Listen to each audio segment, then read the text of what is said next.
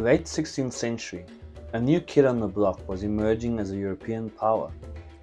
This new kid was the geographically small conglomerate of low-lying lands known as the Netherlands.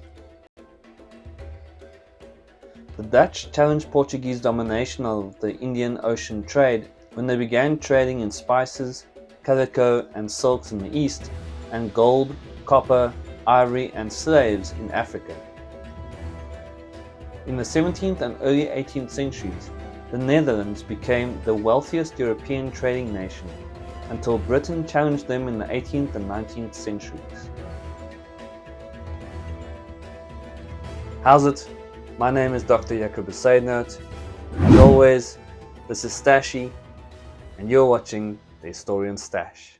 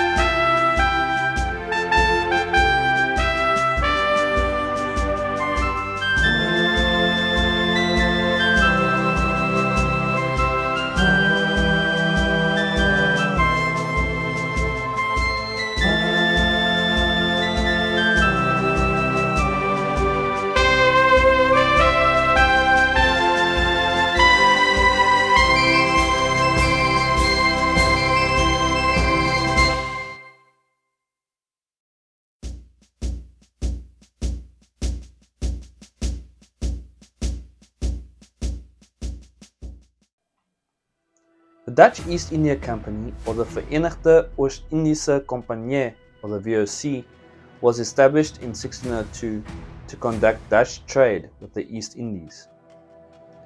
Its headquarters was in Jakarta, on the Indonesian island of Java, which was halfway around the world from the Netherlands and the rest of Europe. Because the journey to the east took so long, European shipping nations stopped at the Cape of Good Hope to collect fresh water and food.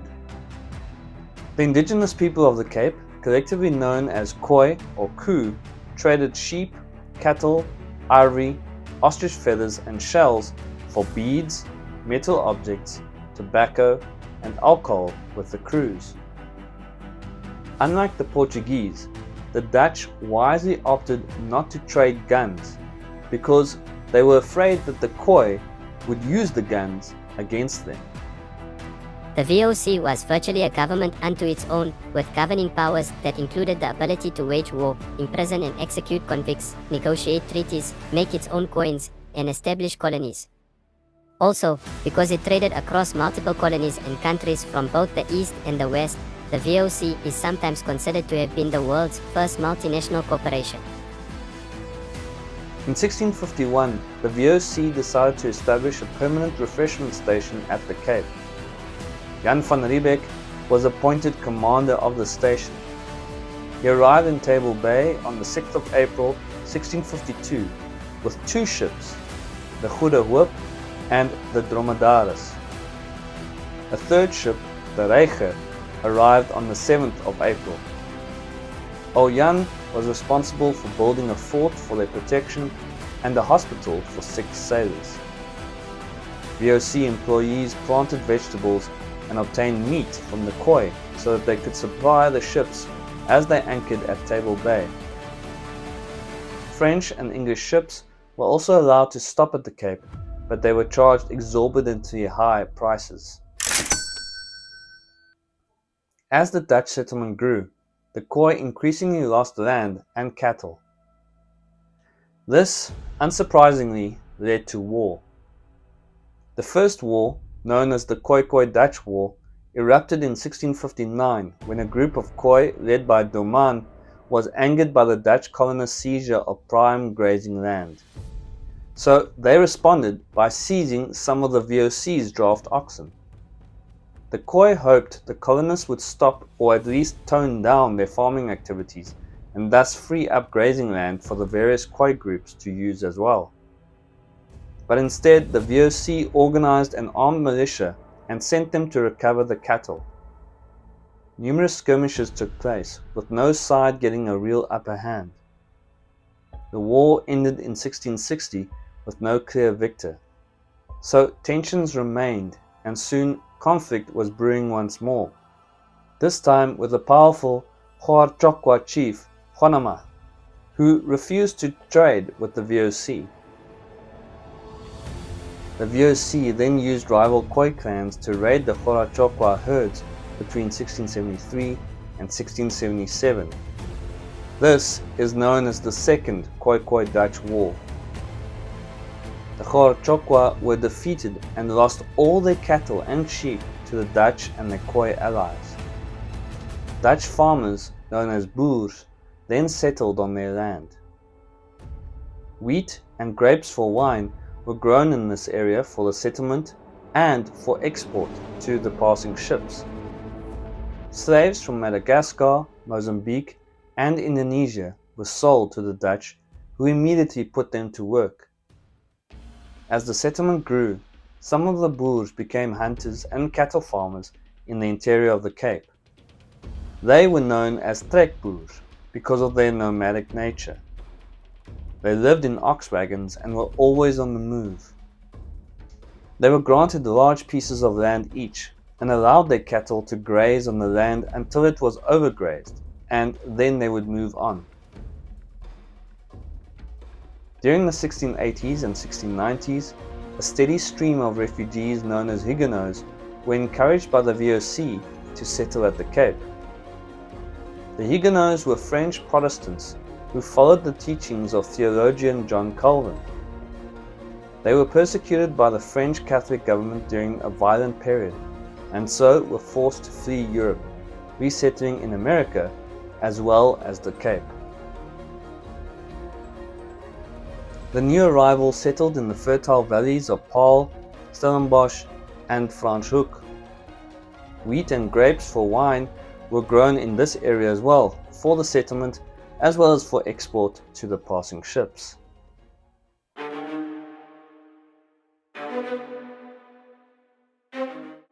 The Khoi were at a disadvantage in their struggle to resist the expansion of the Dutch settlement at the Cape.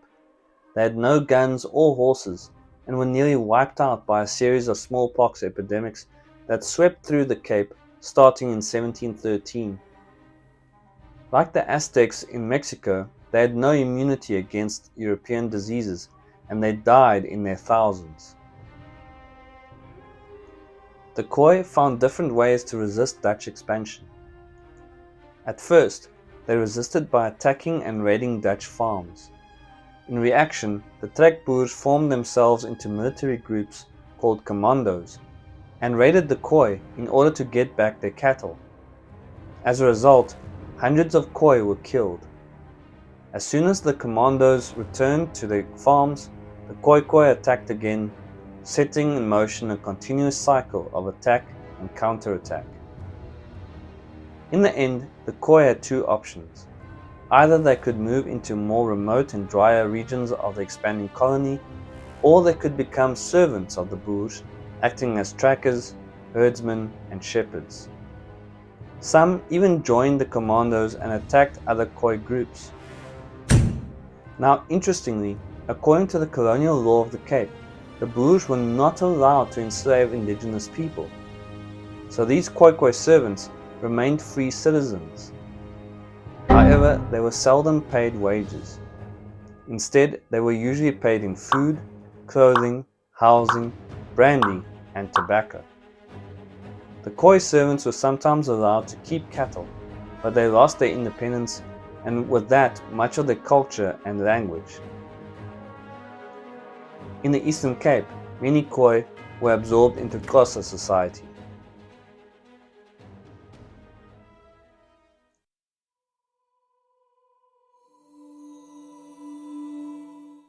The arrival of Dutch settlers marked the permanent settlement of Europeans in southern Africa. Dutch laws, customs, and attitudes towards race were brought to South Africa, and Dutch people became the ruling class until the Cape was taken over by the British in 1806. The Dutch did not actively encourage the Khoi or slaves to become Christians, as this would imply that they were equal. The process of land dispossession of indigenous people in South Africa to European colonialism began soon after the arrival of the Dutch. Racial mixing occurred at the Cape, but it was never openly accepted like it was in colonies such as Brazil and Mexico. A few legal marriages did occur between different races, but most of the relationships across race lines were between European men and their female slaves or Khoi servants. The children of these relationships formed part of what is known today as the colored community of South Africa. Freed slaves were also included into the colored community. Many of the freed slaves were Muslims and maintained their Malay cultural and religious traditions. The Dutch language became simplified as it was spoken by the multicultural community that existed at the Cape. Portuguese, Malay, and Khoi words were included in the common language now spoken, which became known as Afrikaans.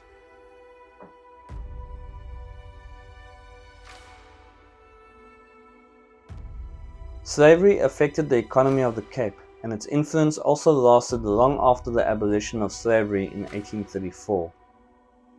At the time, there was a shortage of labor in the Cape, especially on the wheat and wine farms.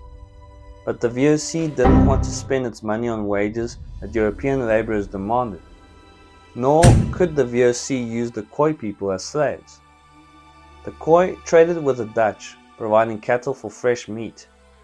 They also resisted any attempts to make them change their pastoralist way of life. The Dutch were already involved in the Atlantic slave trade and had experience in buying and controlling slaves, so they imported slaves as the cheapest labor option. Slaves were imported from a variety of places, including the east coast of Africa, which is Mozambique and Madagascar, but the majority came from the rest of East Africa and Asia, especially the Indonesian islands, which were controlled by the Dutch at the time. This explains, for instance, why there's a relatively large number of people of Malaysian descent in the Cape, the so-called Cape Malays. Initially, all slaves were owned by the VOC, but later farmers themselves could own slaves too. Slaves were used in every sector of the economy. Some of the functions of the slaves included working in the warehouses, workshops, and stores of the VOC, as well as in the hospital, in the administration, and on farms or as domestic servants in private homes. Some slaves were craftsmen, bringing skills from their home countries to the Cape, while others were fishermen, hawkers, and even supplemented the police. The economy of the Cape depended heavily on slave labor. The lives of slaves were harsh, as they worked long hours under inhumane conditions.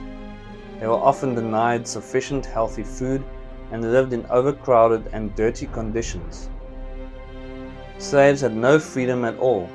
They were locked up at night and had to have a pass to leave their place of employment. As they were regarded as possessions, they were unable to marry, and if they had children, the children belonged to the slave's owner and were also slaves.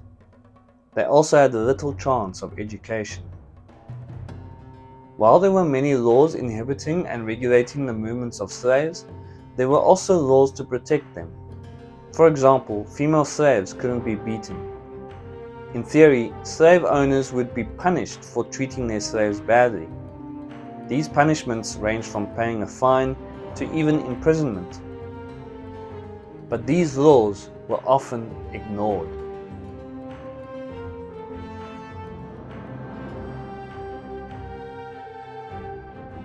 The Abolition of Slavery Act ended slavery in the Cape officially in 1834. The more than 35,000 slaves that had been imported into South Africa were officially freed, although they were still bonded to their old masters for 4 years through a system of apprenticeship.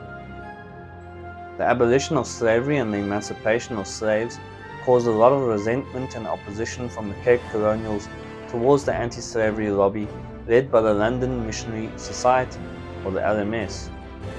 The LMS put pressure on the British government to push for abolition legislation. Even before emancipation, missionaries intervened on behalf of mistreated black workers on farms, sometimes even winning convictions against farmers. This made them enemies of the mostly Dutch-speaking farming communities in the Cape. This hatred of the Boers toward the British government and the pro-abolitionist lobbyists would even lead to open rebellion.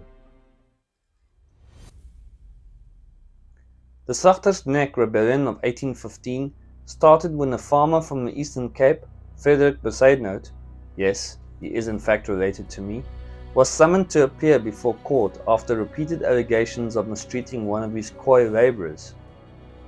He resisted arrest and was eventually shot and killed by coloured colonial troops. Frederik's brother, Hans, also related to me, and his neighbour Hendrik Prinsloo organized an uprising against the British colonial authority. A commander of rebels met an armed colonial force at Slagtersnek. When negotiations failed, the majority of the rebels left without any shots being fired. 20 rebels surrendered, followed by several more over the following few days.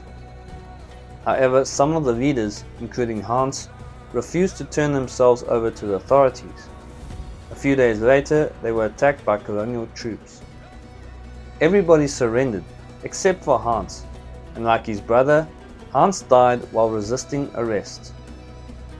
6 of the rebels were sentenced to death, one of whom was subsequently pardoned by the governor. The remaining 5 were hanged in public, but incredibly, 4 of the nooses broke.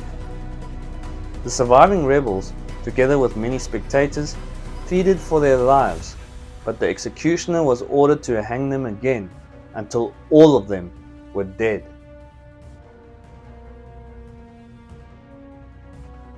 This rebellion and the subsequent executions of the rebels is recognized by contemporary South African historians as the beginning of the white Afrikaner struggle against British colonial rule. In addition, one of the reasons for the Great Trek, which would lead to the migration of many Boers away from the Cape after 1836, was the abolition of slavery by the British government. The farmers complained that they couldn't replace the labor of their slaves without losing a great deal of money. But the abolition of slavery didn't change the slave-master relations between black and white. Instead, these slave-master relations imprinted themselves on South Africa's political, social, and economic structures for years to come. Black people were enslaved by the oppressive laws of industrialization, past regulations, and labor ordinances such as the Master and Servants Act of 1841, which made it a criminal offense for a worker to break a labor contract. In a way, it was only after 1994, with the dawning of a democratic South Africa, that all South Africans were truly emancipated from slavery.